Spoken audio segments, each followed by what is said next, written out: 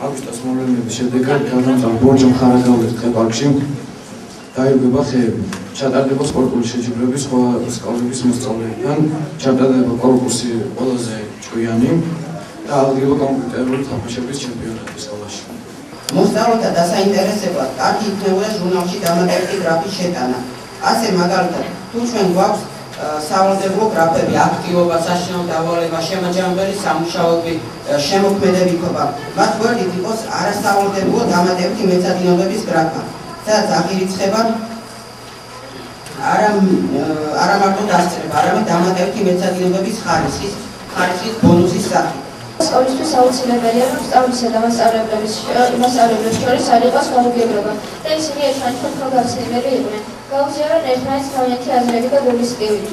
ვფიქრობ, ძალიან მნიშვნელოვანია კარგი სწავლის გარდა კარგი დასვენება და გართობაც, რომლის ორგანიზებაში მივიღებ აქტიურ მონაწილეობას. ჩემი არჩევის შემთხვევაში მხარს დაუჭერ ბავშვებისგან წამოსულ საინტერესო და რეალურ ინიციატივებს. ბავშვებს შევთავაზებ, რომ მათ უკეთ გაგიქმნონ და უფრო ხელსაყრელად გამოიყენონ თავისუფალი დროი. ვთვლი, რომ შეეძლებ გასული პრობლემების განხილვას და მათ გადაჭრას. გავიფარგლებ ყველა სანდო პირის აზრს, რასაც სწორად და რეალურად ჩამოყალიბდა.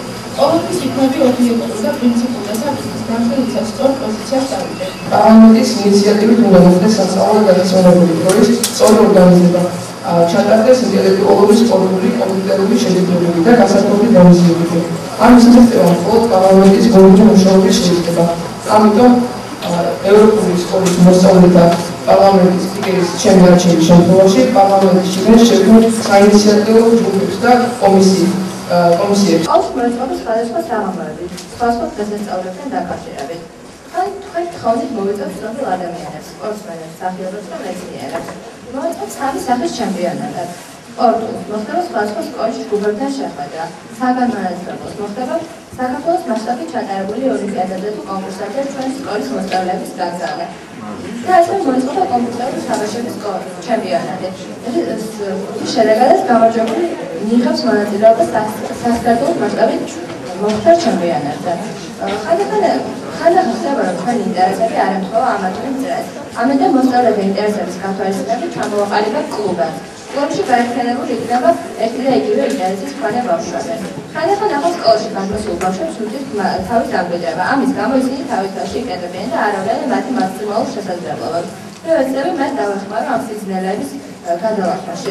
მე ძალიან მინდა დღევანდელი დღე იყოს ახლის წერტილი ამ ახალგაზრდებისა, რომ ახლა ძალიან კარგად განახორციელოთ თვით შეფასება, ანუ საკუთარი თავის შეფასება და სულისი კარგად შეფასება, რომელიც თქვენ გეკუთვნით.